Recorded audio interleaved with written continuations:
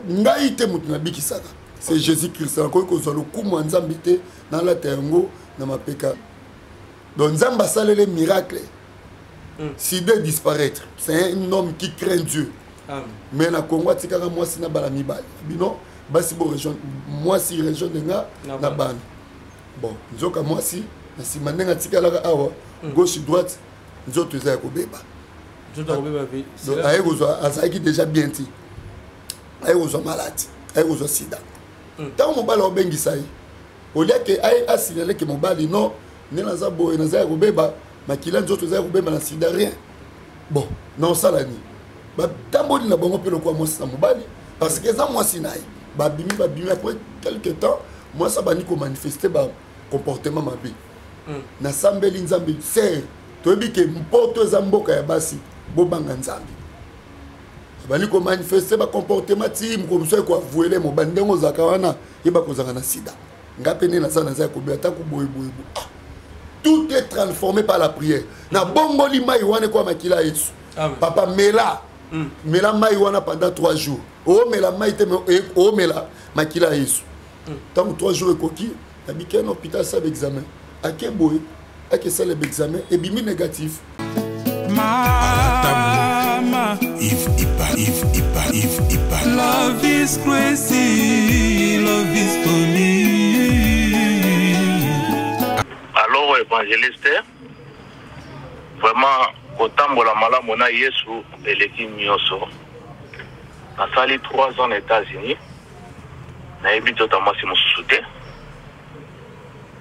bambula nyonso nga na fait aux États-Unis peut-être moto liboso na kosanga eza ye parce que tokabwanaki na ça fait 3 ans malheureusement nasalaki fallait komema ye kosala l'examen na biso yo envoûtement mais nzamba épargné nga vraiment je suis très bien naza vraiment bien to continuer na losambo mbula misa tunga na sai na mboko ya papa o ezali mboka ya basi baze belé bazoluka mabala mais nga na concentrer toujours vie nanga tina comme stable na s'engager na ndenge mama ya yena bana na osa le fond nzambe nanga sunga na luka moye akende Canada pour nga na continuer vie nanga na kimia nyoso tu papa nzambe na yo azanzambe bikamwa osambelaki mpona ngai par rapport ya makambo na ebisaki yo ndenge mwasi azokanisela ngai nakei mpe nakutana na bamédecin naza na ngai na malade ya sida te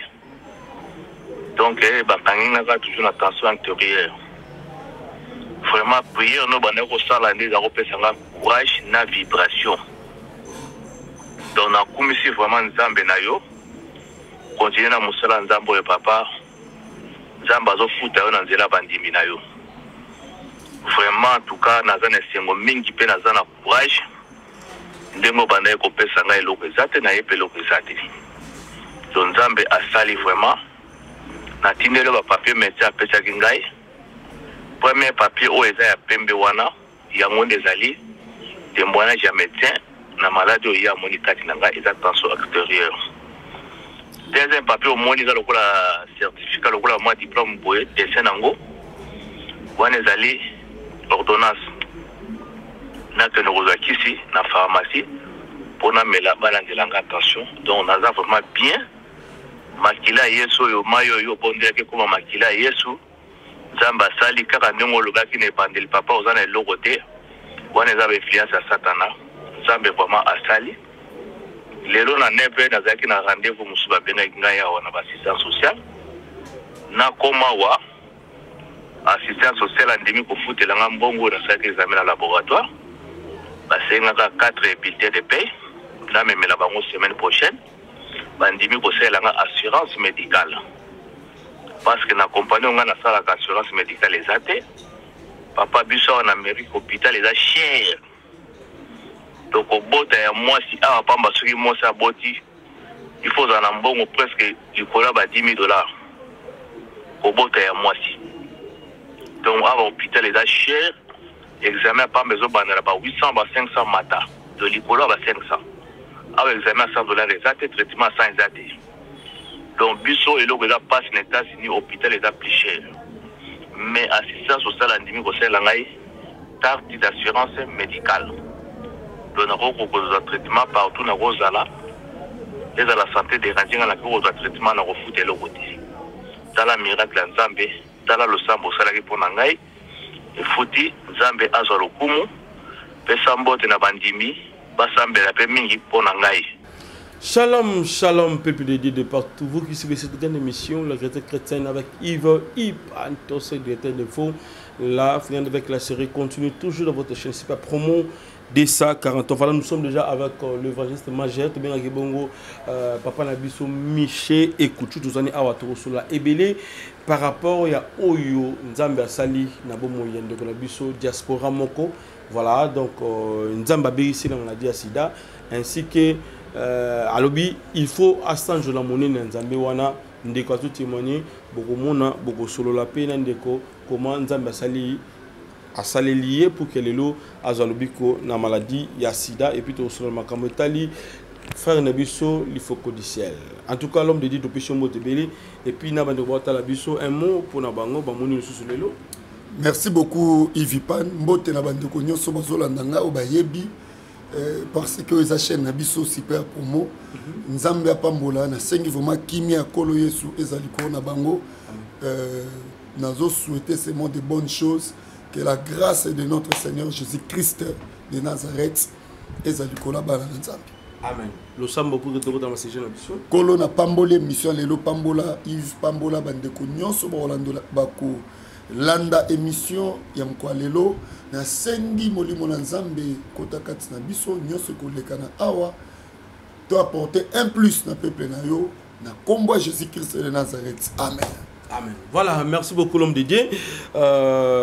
Boni programme il y a déjà lingo pisa na de boîte à la biso et puis prière na biso to mesana chaque 22h oyo to bengo ya batak.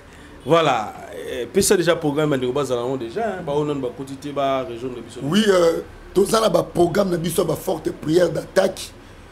Soko lingo osambe na biso lelo déjà na 22h au s'abonner massivement na compte YouTube nanga au taper évangéliste et Kouchou TV.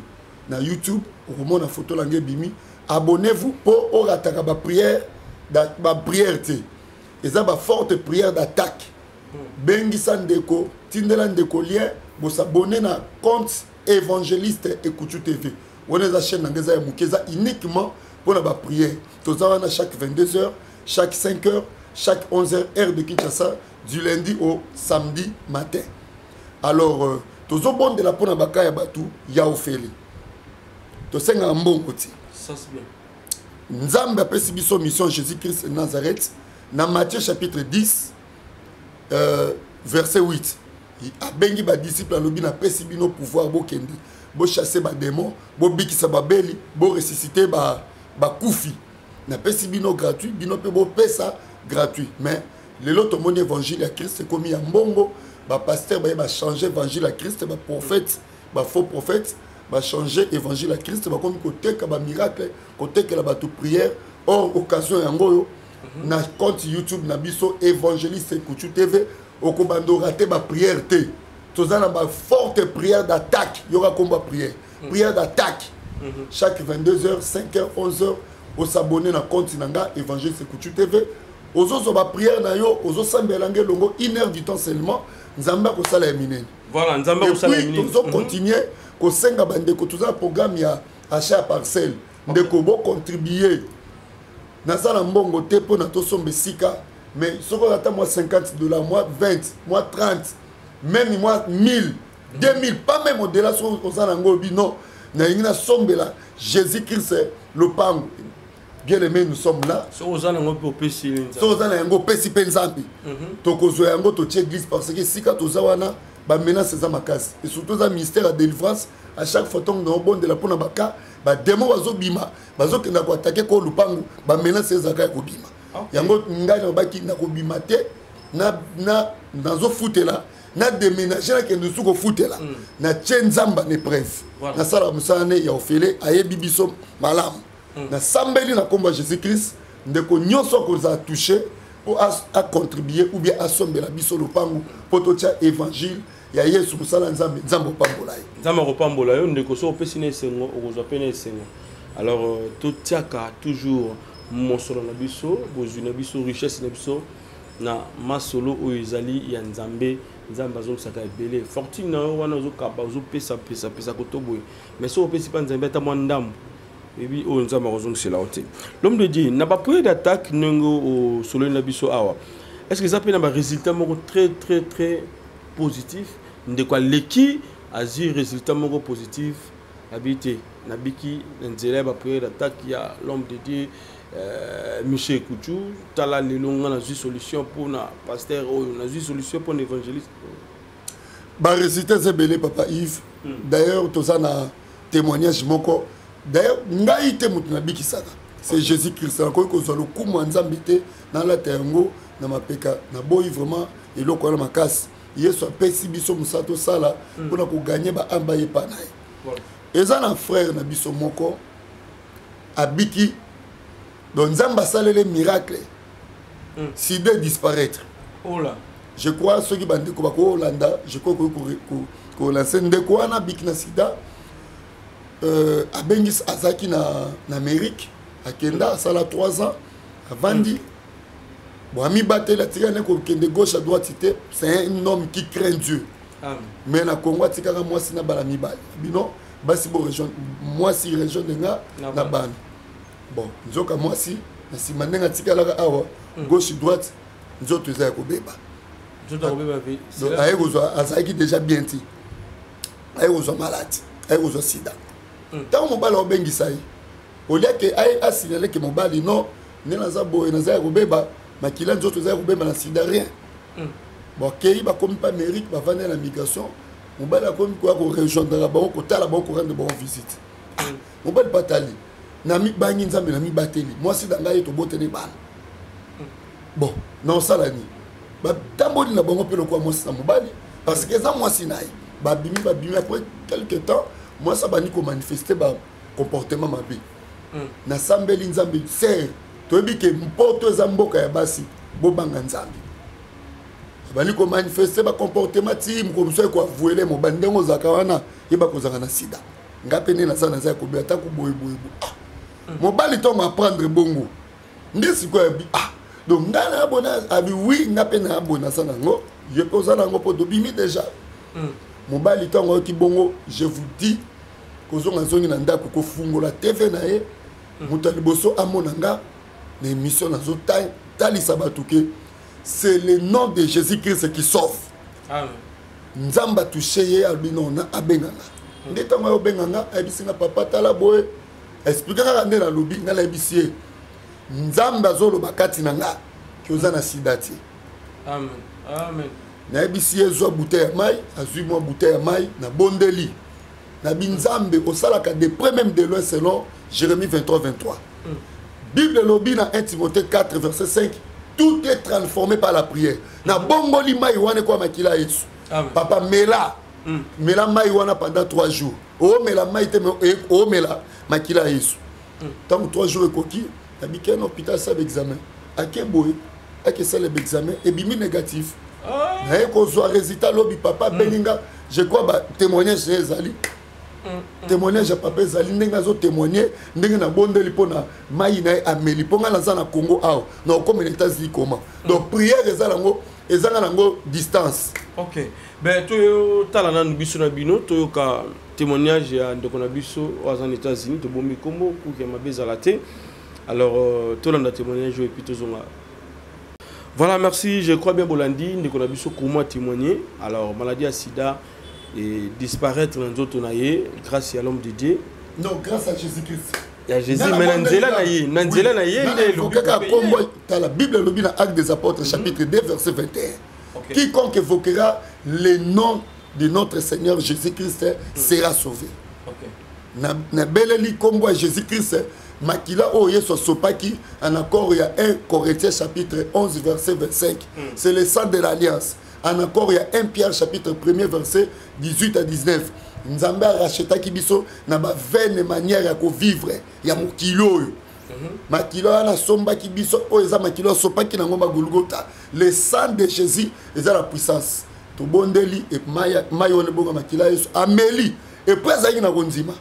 OK. azana konzima ameli ndengo monique bibi négatif siko moi swana kindokine saini esambo OK misala mabe saini esambo mama papa oyebi ke vino eza mabe pourquoi kolingo bebisa ba misusu pourquoi oyebi ke oza ko beba pourquoi kolinga ko détruire vie ya muninga.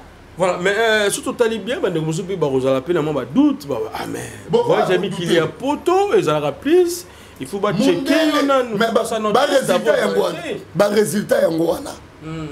Ba résultat yango wana. Ba bilo mususu eza bilo comme monde de ténèbres. OK. Mission nzamba pe singa za délivrance. Na bonde ba ka ebele. Mais nabi ke ba tumusu pe bazalaka, aibi ke na voyager 2-3 jours comme ça, ou bien que ça teste moko. À cause après test les lots dans la sida le baki abimi mutupe abine mobile musupa à cause après sida est-ce que dans cadre on a peut-être écoutez et puis tam soupe na cadre que ndeko qui innocent na marambo ndé nzamba a délivré. Écoutez, la femme elle-même avouée à la qui c'est pas monita là na bomba document na ça ko be peut-être moni bateau bazaka ba maladie bongo na ba poto bazaka prise en bazaka bango prise en charge ba futaka bango bazaka bien par rapport au bazali sous na makasité ozomona. Alors il y a l'inga peut-être de tout vie à mon frère mais notre Seigneur Jésus-Christ a épargné. Amen. Non tel sabande comme susu c'est le nom de Jésus-Christ qui guérit, c'est le nom de Jésus-Christ qui sauve, qui délivre. Branham azana sama bela kufa azana sama bela tilelo. Branham n'est pas Dieu. Branham n'est pas un Dieu. Branham azaki la lokola mutu yo nanga tilelo azana se ya mabele akufa asekwate. Mutu soki alingi Branham alingi ekela mukoleka mokeli. C'est l'idolâtrie. Matthieu chapitre 10 verset 37, Matthieu chapitre 10 verset 37, Bible Lubini. Celui qui aime son père ou sa mère plus que moi n'est pas digne de moi. Okongi kolinga nzambe te koleka Jésus-Christ. Okongi kolinga mwasi na yote kolinga mobali yote koleka Jésus-Christ. Oso comprendre. Ce qui muto alobi que j'aime Branham, ce qui est alobi j'aime Branham plus que Jésus. Cela montre que Branham mutabenga na musala na, ce n'est pas Jésus-Christ. D'ailleurs, il n'est pas aussi un chrétien. Asa chrétien, pour chrétien Branham ça zalakati. Chrétien catholique azalakati, chrétien kimbangiste azalakati. Ce qu'on a chrétien, c'est-à-dire au croaka totalement dans Jésus-Christ de Nazareth. Ça c'est vrai. Mutalaki c'est des positions que Branham mutabenga na musala, c'est pas Jésus-Christ. Moi, tous allez étonner et zater. Mais à tous à la ville de Kinshasa a démenti, tout bande de bazolo balo. Mais alobaki bongote batunde ba monter. Non, yemoko alobiango que j'aime Branham plus que Jésus.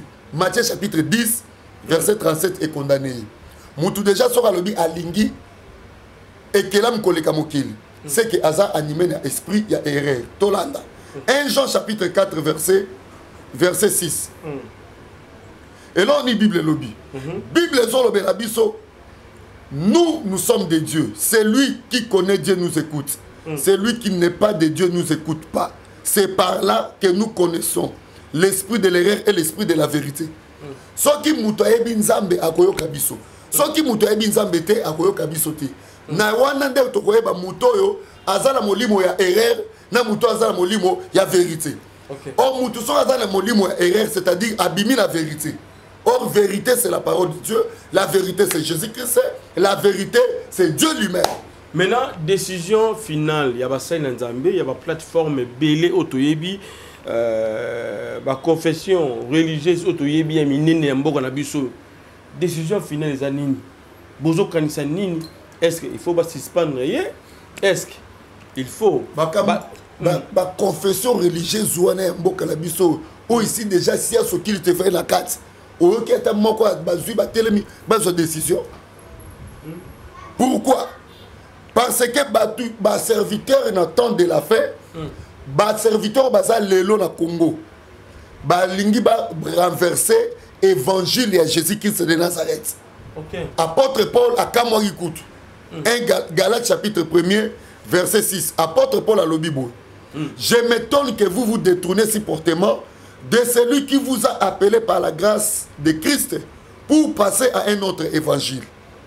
bakoka ko condamner te bakoka ko frapper te parce que ba miyebi OK ba yebe sika bakutana ka ba yebe sala basala biloko batu wana ba lingi ba renverser évangile ya Jésus-Christ. Verset 7 Bible lobby non pas qu'il y ait un autre évangile mais il y a des gens qui vous troublent qu'ils veulent renverser l'évangile de qui? De Christ. Au monde yango. OK, non mon. Bazara bato ba ça bazo déclarer que j'aime Branham plus que Jésus. Ce sont des gens oh ba comme ma trouble l'évangile ya nani ya Jésus-Christ. OK. Oh Bible lobby na Exode 20 verset 3. Nzamba za nzamba jaloux. Tu n'auras pas un autre Dieu devant ma face. Okoyi kozala nzambe mosusu tel boso na ya mokeli na biso. Ni ba représentation quelconque, ni ba image taillée. Mais ni ba bikeko. Mais ni ba to yo bakufa. Mais lelo batu bazo zwa mutu esa kufa na akufa ti lelo.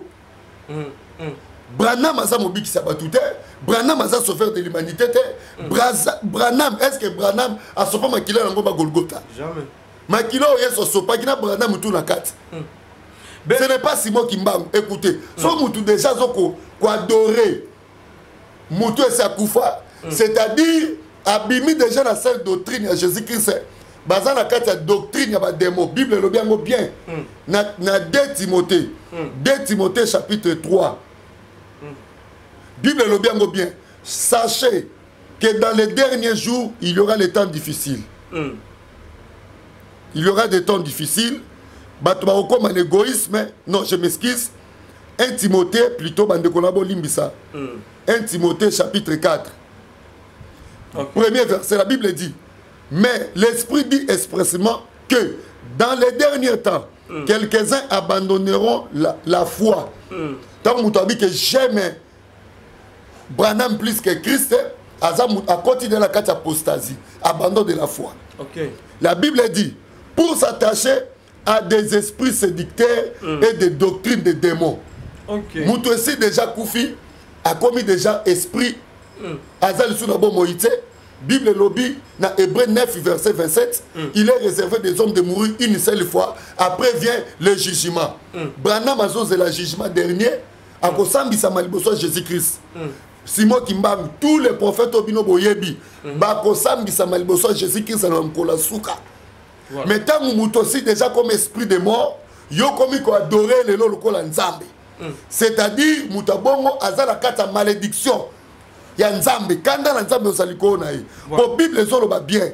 Na Deutéronome. Deutéronome chapitre 18 verset 10. Nazo éclairci ba Nzambe. Bobi ma l'église wana. So ba citer comme Jésus-Christ c'était bo kende. Yesu aza Nzambe. Mais bon ba ba zo pe solution tant ba zo bien solution wana za tampe. Belle la ka ba zo solution. Mais le diable est béni.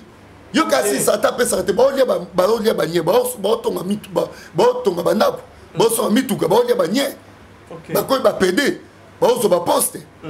Mais eza ba bénédiction mo éphémère et que la bango nulle part la Bible dit c'est la bénédiction de l'Éternel qui enrichit. Deutéronome chapitre 18 verset 10. Qu'on ne trouve chez toi personne qui fasse passer son fils, sa fille par les faits, personne qui exerce les métiers de devin, d'astrologue, d'augure, de magicien. Bah y a magie dans 4 églises de réveil. Verset 11, le lobby, des chanteurs, personne qui consulte ceux qui invoquent les esprits. Le col a déjà Branham Akoufa comme esprit. Yoka, ou qui disent de bonnes aventures, que personne qui interroge les morts. Yebisanga. Moutoussa Koufi, Yozolo Bako Lingakai. Or, Nzambo Biso Tosa la Jésus-Christ, Azan Zambe Yabatu Bakoufa, Temazan Zambe Yabatu Abomoy. Tant Moutabo Moy. Azo comme il se loko et koufa loko la Nzambe, c'est-à-dire aza attaché la doctrine y a ba démon. Voilà. Selon 1 Timothée chapitre 4. Voilà. Et ça va signe à temps de la fin. Jésus-Christ est guéri, Jésus-Christ se délivre. Preuve en est pour mon frère. To bon délicat na combat Jésus-Christ. Il faut ma démonstration et bando salema na combat Jésus-Christ c'est pas ba ndimela Yesu. Ba yeba ke Yesu Masia yewana ndaza Nzambe. Voilà. Mais Albi azana bino azoya Kinshasa à Kolimbate, vraiment, Koloba Marambo y a l'obaki. À Rosalana Bino ensemble, malgré que à Meki, comme même dit de manière superficielle, hein, donc autrement, Albi, à Zanabino, à Relaxa Bino, monene ya nzambe oyo asalelaka. Ben message na bandeko baotala biso en résumé bandeko ba retenir nini ya mutu ya na oyo etali bongo affaire frère na biso Branham. Et là on a otali sabana nzambe Branham n'est pas un dieu. Branham azalaki prophète sur le corps basala nzambe nyonso. Asa musala ne sili akufi azana séjour de mort jusqu'aujourd'hui. Comme toutes d'autres prophètes, au basala musala nzambe bakufa bazana séjour de mort. Batu nyonso basala ka nzambe bakufa et bazana séjour de mort tozo zela ou bien biso tout on peut nzamba ko benga biso to ko le jugement dernier. Donc bandeko bozwaka ekelamu boza ko adorer ko la nzambe la place à mokeli.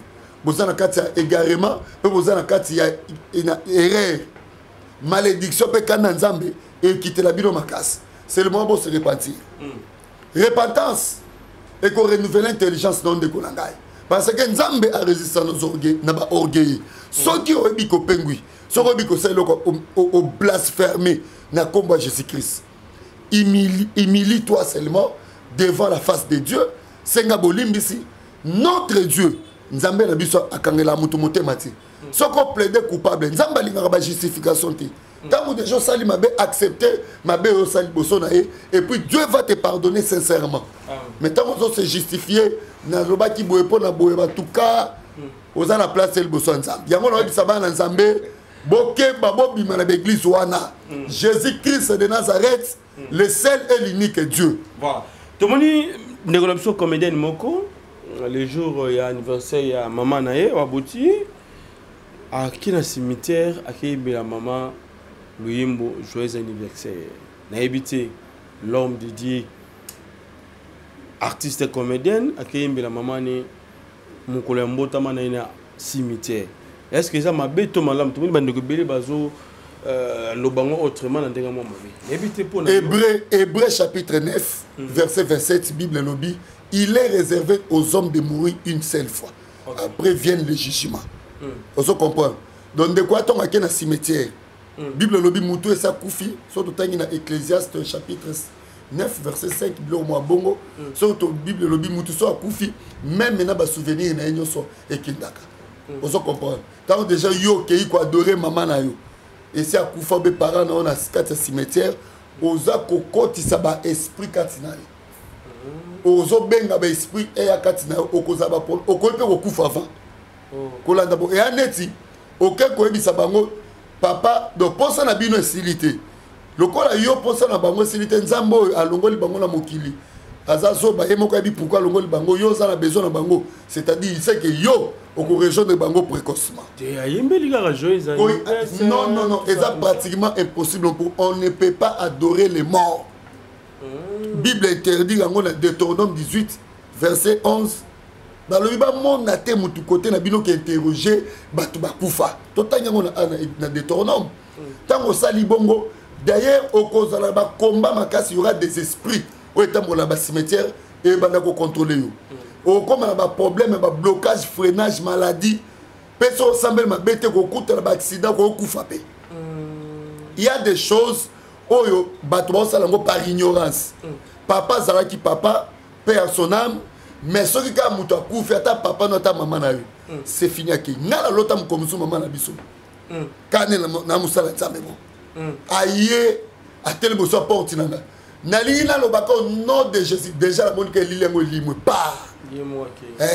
Parce que ce n'est pas ma mère. Maman n'a pas fait depuis 1990. Donc il y a une forme de taille qui est longue. Il y a une chose qui est longue. Il y a une chose qui est longue. Maman a dit ça. Il y a une visite. Il y a une chose mais là, selon les ancêtres, selon les anormales, d'accord qu'on a vu sur le bara, ceux qui pareil au tigre, il a un bon zoyango, il a bénédiction. Au solo, il n'a papa, n'a eu na boutou, na vision et la réalité. Les morts ne sont pas morts. Les morts sont morts. Bango va renverser parole de Dieu. Papa Yves, ce muta kufia kei. Bakoko na biso wana baloba, bakoko baloba. Mais bakoko ngo de bakufa pone ba c'est quoi te. Bakoko ngo de bakoko baloba. Mais na tunio papa maman de konangai. Bino ole o vanda loba na nzambe, o loba na nzambe lobi, yozo vanda na o bakoko baloba. O bakoko baloba na fina yo. Pourquoi bakoko wana ba c'est quoi te? bakoko alati lelo bazala sama bele mais le seul nom oh ezala bon c'est Jésus-Christ yewana za le véritable sauveur il faut boyeba qui est Christ qui est Christ tout tanga rapidement pour te clôturer na verset lelo Jean chapitre 3 verset 17 tangi rapidement Bible lo Bible Dieu en effet n'a pas envoyé son fils dans le monde pour qu'il juge le monde mais pour que le monde soit sauvé par lui. Donc cela montre que Jésus-Christ, il est le sauveur de l'humanité. Donc, Yesu n'est pas sauveur. Ce n'est pas Branham qui sauve, ce n'est pas Simon Kimbaum qui sauve, mais c'est Jésus-Christ de Nazareth. C'est le nom de Jésus-Christ. Voilà. Nakaya artiste web c'est une c'est la ombre de la mort. Parce que nous avons activé l'esprit où ils ont la cimetière et tant OK. Nous avons dit étant que Mosela Nzambe des ministères. Nous avons dit l'église où il église et c'est la kamba comme on a bâtonné la service. En tout cas, aya na bon de la ponae prière réserve au félé pour malasimana te na talise lo kwa sali azongela mo lisouté. OK. Merci l'homme de Dieu de Komina Souka. Juste deux la moi témoignage de M. Mouké Yandeko aux États-Unis aux États-Unis. Alors na aux États-Unis bongo maladie sida nzama bekisi ben bandeko musu super sida bele bazota la biso c'est un moment. Donc ba ko luka yope ba ko zalo biko ceux qui kondi mezali surtout puis cela pena ndeko ya zilo biko na sida et surtout na mama oyo penza ata mutema mabe oyo bozala maladie na toto mona pende ko moko bato leksaye awa ata na Congo na Kinshasa awa ana sida abi azo cible mingi ata ndoyi nanga azo cible mingi baptiste comédienne fois pe sabonga sida po bakende longo surtout maman oyo ata na États-Unis au mobile bengisi na États-Unis na bana bazala vie na bango toujours dans sambezala ndenge zala ki na Kinshasa mais ayena sida a pesi mobile soit na bango sur la pena bandeko bana ba sida ba pesa bandeko numéro de téléphone programme et puis prier pour la bandeko ba la biso dans malamu. Merci beaucoup na bana nzambe ko la pambola bino et là on noté à bino kaka ke il faut qu'on en continue. La foi c'est une ferme d'assurance. Donc on a simplifier la foi. La foi appelle des choses qui n'existaient pas à l'existence. So on a condima malade au salango ezali to sala appel ya guérison. So on a condima blocage aux anango ezali to sala appel ya ouverture. Donc so on a condima aux ana problème ya financier sala ezali to sala appel ya mbongo et ya kolukayo. Bato belé nzamba talisinga bazala ba problème ba renouvellement ba dossier nzamba zolo belangai bato belé bazala ba problème ba renouvellement ba dossier il y a ba séjour ba passeport bazo répondre bino difficilement nzambe azolo ba prier pour na ba kaoyo Jésus Christ a okota makamna bino pe ba porte fungama na sengi na bino seulement bo activer continua moninde ko na biso abengaki nzamba bundeli epo aza innocent abanga nzambe avani na mboka wana sali mabete abangi nzambe asali ekobote ami bateli mais plan oyo munguna lukaki na vina et échec pour atteler la kinzambe bien aimé dans le Seigneur muto atteler la kinzambe même de loin Jésus-Christ de Nazareth est capable ya ko sala le père ko visiter bien aimé na ote ayo matisa konzima zongela Jésus-Christ a motema mobimba ko banga likambo ozo traverser ta la grandeur ya kombo Jésus-Christ ndoko yeba ke Yesu za capable ya ko répondre yo na ba situation na yo na exhorter ndeko langai bima na banzela ya mabe tika motema mabe bima na nzela ya masumu bima na impudicité bima na kindoki bima na science occulte bima na magie bima na kolangwa bima na lotoko bima na vie ya bangi bima na via songi ya kopanza mabala batu bima na misala ya mabe bima kotela ka baninga ba poison bima na misala na la Bible dit car le salaire du péché c'est la mort. Or Deutéronome 18 nzamba lobi ngai nzambe na désira kaliwa mutamasumu te nzamba lingio mutamasumu obongola motema po au vivre. Bien aimé évangéliste Michel mission nzamba pesingeza ya délivrance nzamba pesinga likabo pour bonde la pour la bakana bino non senga la bino bo s'abonner massivement na compte YouTube nanga évangéliste Ekuchu TV Évangile c'est Kouchou TV, vous s'abonnez massivement. Bien aimé, Nzambe Ongai, Nasambelaka chaque 22h en ligne. Kotaka prière d'attaque. Na chaîne Nanga, Évangile c'est Kouchou TV, vous s'abonnez. Chaque 5h, chaque 11h, chaque 22h, Nzambe Langa Ozang c'était au Pambola Bino. Donc, pour na lelo na suki awa, ndekolangai o nano yambi Jésus Christ était le quoi mo kondipe mo bikisi, o ko répéter si malanga Seigneur Jésus Christ. Na yoki liloba na yo. Na fungoli motema na ngai. Na yambi le quoi mo kondipe mo bikisi. Limbisa masumu na nga. Koma kombo na nga na livre de vie. Libela na libela na kombo na Yesu.